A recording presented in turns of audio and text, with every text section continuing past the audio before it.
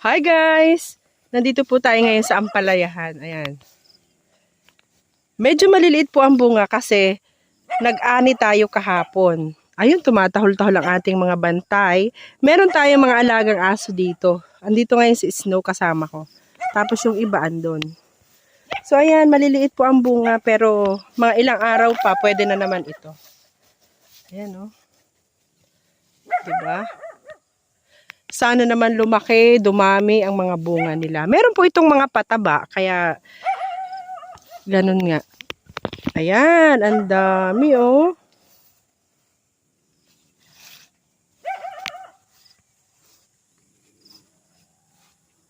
Mula po dito, ayan, hanggang doon niya sa dulo.